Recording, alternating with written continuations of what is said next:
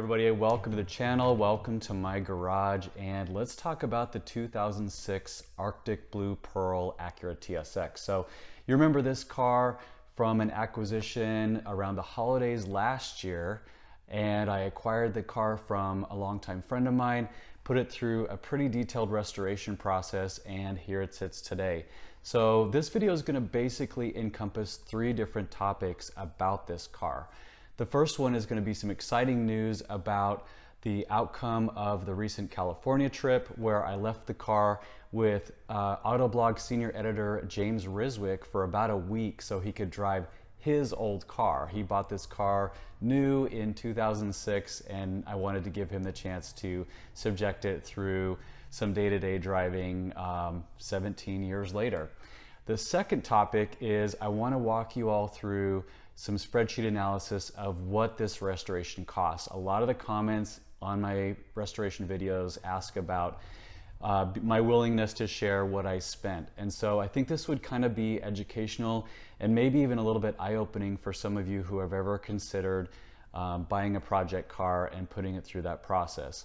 The third topic, and this one's a little bittersweet to share, this car is going up for sale. And if anybody watching this video is particularly interested in it, please let me know. I'll have a Google Drive full of photos, information, Carfax report, maintenance spreadsheet, anything else you might want to know about it.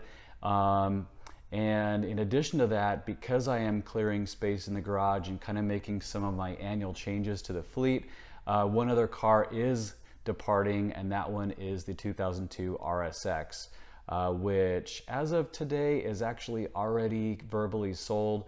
So I'll share more on that at a later date, but let's get into it on the TSX. Now, it was incredibly cool to meet James Riswick in Ojai, California. So he and I both happened to be in Southern California for the Integra Type S press event. And so our media waves overlapped by a day, and he came in as my group was about to depart, but the timing worked out perfectly because I drove out in this TSX, left it with him, and then he drove it home. About 7 days later, I flew to Burbank, California, picked up the car from the valet there, and brought it back home. But many weeks later, James had been working on some stories about his experience. So he published on Autoblog a story about being reunited with his original TSX. I'll put a link to that in the description below.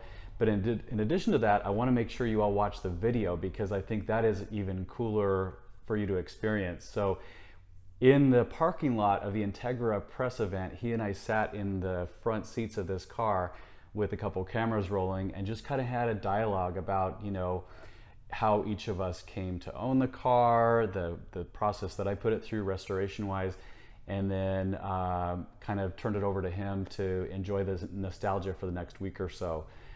So I will put a link to the video that Autoblog produced, which I thought was very well put together, and hopefully you can enjoy it as much as I did. So huge thanks to James for taking the time to drive the old TSX and put a few more miles on it, and I hope you enjoyed it as much as I do. By the way, that is a screen grab from the actual video, so you can see the title if you want to go search for it. How I was reunited with my 2006 Acura TSX after 16 years. And I love that he took the time to do this. In fact, some of the photo locations he took the car to were the same spots where he shot the car back in 2006 and 2007. So nice trip down memory lane for both of us and for the car. So let's go granular here. I'm a spreadsheet data-driven kind of guy. So this is a printout of my maintenance log in Excel. And I won't go line by line, but I want to illustrate some highlights here. So this, in full transparency, does show exactly what I paid for the car last December, $3,800, knowing what all it needed and knowing also how special the car was. You know, considering it needed a full repaint, that was maybe a good chunk of change. So proceeding down here below in chronological order, everything you see highlighted in yellow here is also dollars that I spent on the car. And you probably can't see this because it's microscopic, but $18,086 spent on the total cost of this restoration, including what I spent on the car. Now I'll kind of let that sink in for a second, because if you really want to get a big picture of how crazy these restorations are, 18 grand on a 17-year-old TSX with almost 200,000 miles on it. Am I out of my mind? Yeah, probably.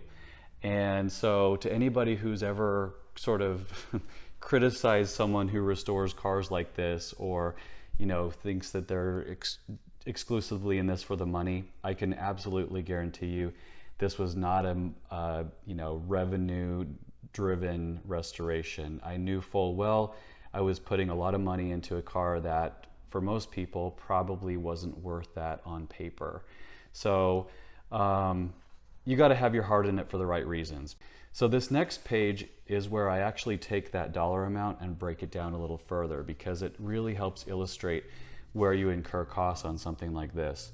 So this is in order from highest to lowest dollar amount, and you can see this is the one that's kind of crazy. I spent about double what I paid for the car on just the body work. Now, keeping in mind that that's actually a pretty good price for a full respray, installation of the body kit, adding the spoiler, all color matched, and you price or shop around, and I guarantee you're gonna find people all over the board who will wanna sell you a paint job for 2 grand that's just a mask and reshoot, all the way up to 20 grand for a concourse level, you know, Pebble Beach or beyond, way beyond that. I mean, I felt like this was a solid mid-grade paint job that shows exceptionally well. There's zero orange peel in this body.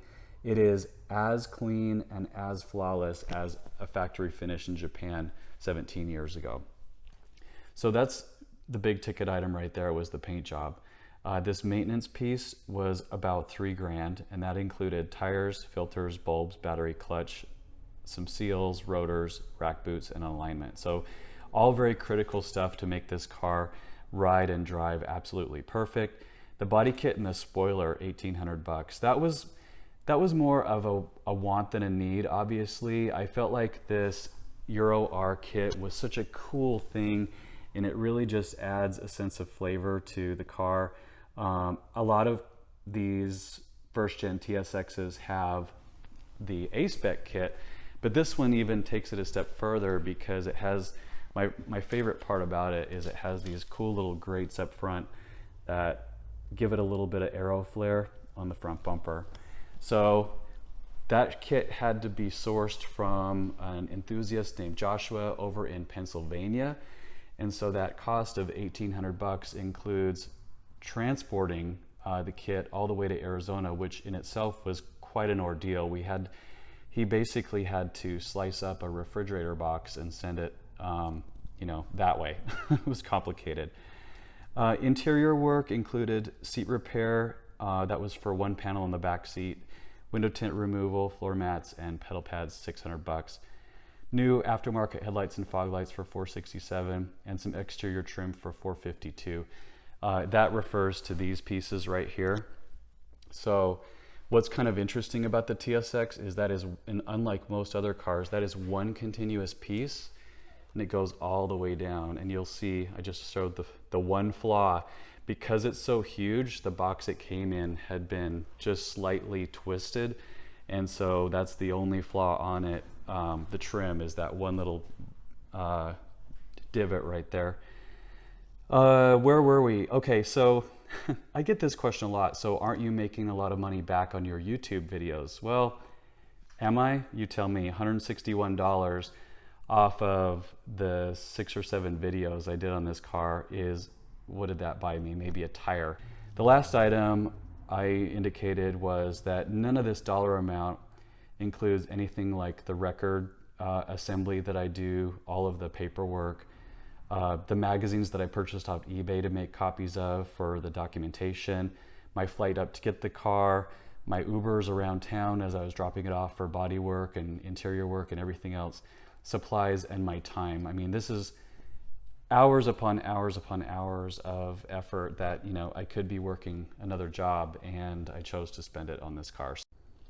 Last but not least, here's the visual aid, since I was able to quickly just take that spreadsheet and put it into a pie chart. So the big blue piece on the right is the paint work.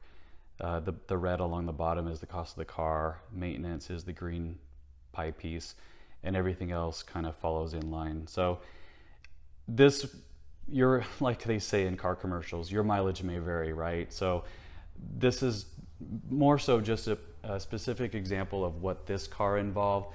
I would be interested to show you someday what this one involved, because the pie chart probably looked vastly different. For example, on this Green Legend, I think the bigger chunk would have been mechanical work, because it was, even though it technically ran, it needed a full rebuild. On the other hand, this TSX was pretty mechanically well kept. It just needed the cosmetics. So no two experiences are alike, and I wouldn't take it back further for anything. I really enjoyed saving this car. It was a special configuration that deserves preservation, and it deserves to be enthusiast owned. So at this point, the future is not 100% certain on how I'll be listing and selling it, but like I mentioned in the beginning of the video, if it's something that catches your eye and you want to entertain adding it to your own personal garage, let me know. And of course, I'm going to be reasonable. I fully recognize that my expense on the car most likely doesn't match what the majority of people want to spend on an older TSX. So I'm realistic about that. So anyway, thank you all for tuning in. I really appreciate the support.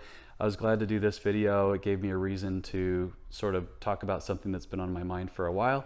And as always, thanks for tuning in. Before I forget, and since I'm already back here and this stuff is loaded, I have to show you what comes with the car. These are the factory headlights that I saved. I think they can be restored, so I figured it was worth at least hanging on to them if somebody really wanted to do something with them. This is a huge records binder that's, I don't even know how many pages, but it goes way back in time to the car's original history with maintenance history. I have press releases from when the TSX launched. I have photographs from throughout the restoration process in here. I have magazine article copies, obviously service records, Carfax, what else? Yeah, temp tag, registration stuff. You name it about the car's history, and it is there. Even an old Acura style magazine from, it was an ownership publication from when the TSX launched in 2004. This is a particularly cool 16 by 20 framed print that I've had made up that has this rocket igniter thing, and it says the Acura TSX, a new level of performance. Kind of thought that was a cool keepsake for somebody who's into these. And then some miscellaneous stuff. Thanks my buddy Eric for making up these Hugie Acura plate frames. I'll let one of those go with the car. Brochure, there's a window sticker here. The car's Utah plate that came on it when I bought the car from my friend Chance. Bell Acura plate frame. This car was, interestingly enough, it was sold here new at this dealership that no longer exists.